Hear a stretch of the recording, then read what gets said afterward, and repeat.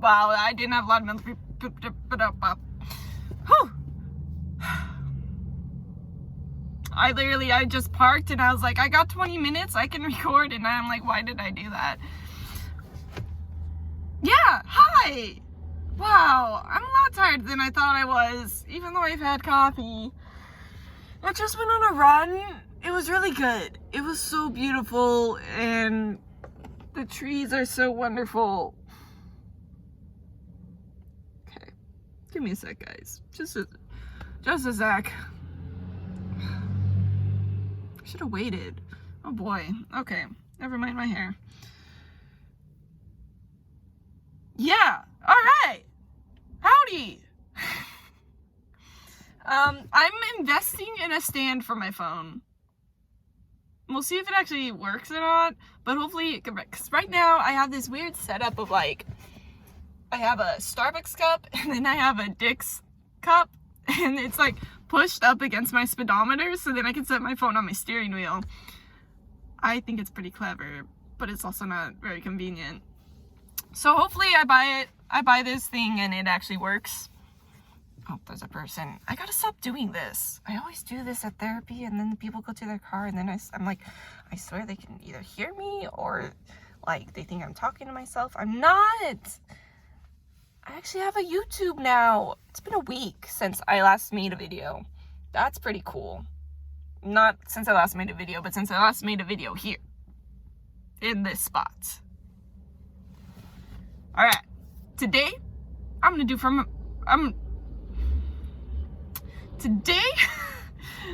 one from memory, hopefully.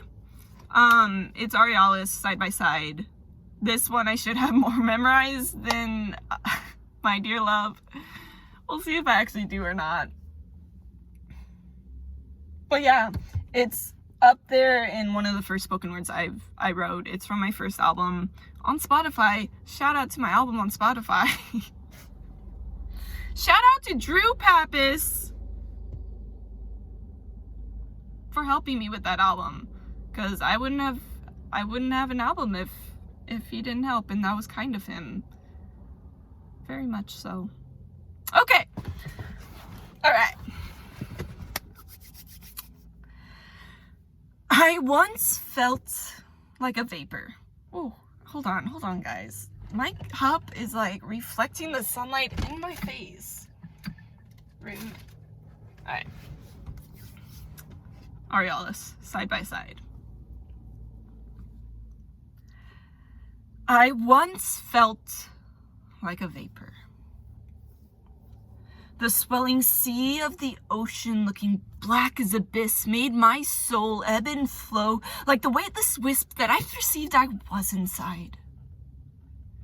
Deep waters never so terrified me as the ones I found drifting inside my own faint heart. And I became one with the torrent, and two with the terror in my mind, and three with the one that I hoped to cling to stay alive. But what was it all for but the air above these crests? Air that could blow my vapor-like soul and move it like the waves moved me then, and where would it take me? How often we let the unknown uncertainties keep us from leaving prison cells to which we hold the key.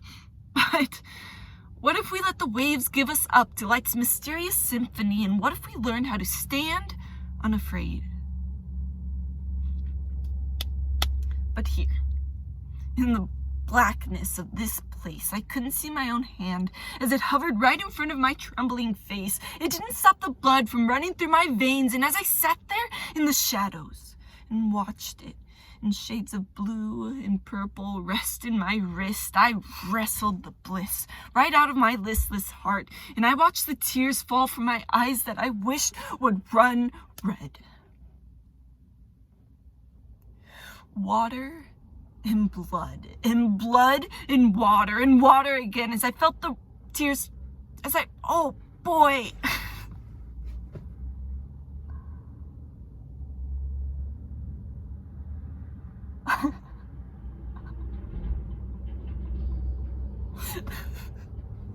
I'm gonna remember it later. Darn. Yeah. I was getting into it too. Shoot. Well, that's a sneak peek. That's what this is gonna be. It's gonna be a Thursday sneak peek. Yeah. I wrote that one, I remember really vividly. There was one time when I was in my room in my childhood home, really depressed, really sad, and I just sat there with my eyes open as the tears fell, and I could like see them dripping from my eyes. It was so weird. I've never been able to do it again.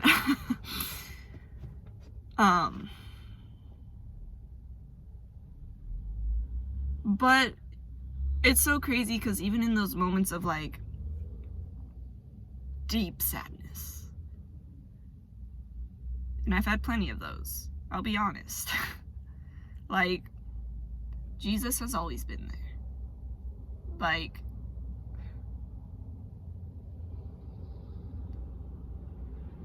I don't always feel him.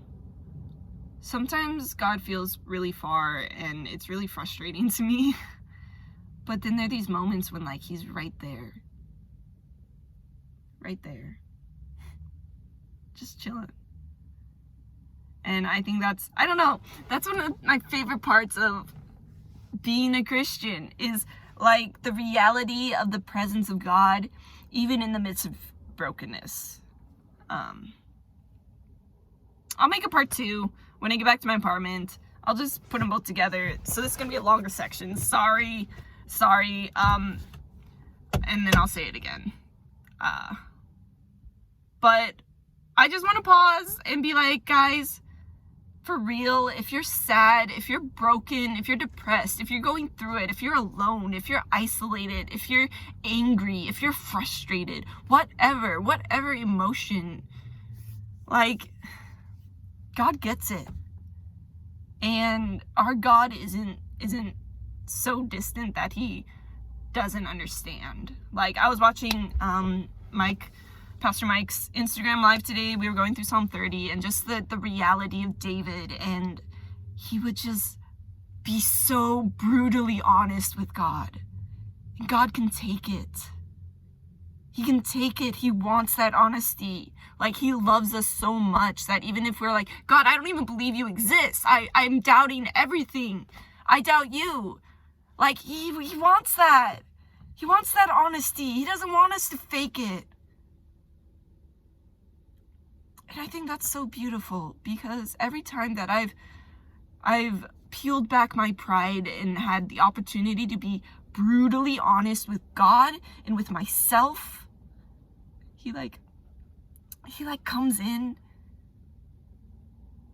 and he's like, yeah, I know, and I get it, and I love you.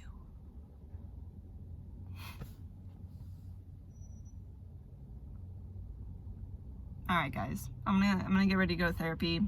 Part 2 is coming up. Whoa, are you ready? Are you ready, kids? Aye, aye, Captain. I'm not gonna keep going. All right, yeah, I should go. Thanks. Let's get ready for part 2. Part 2 when I actually do a spoken word.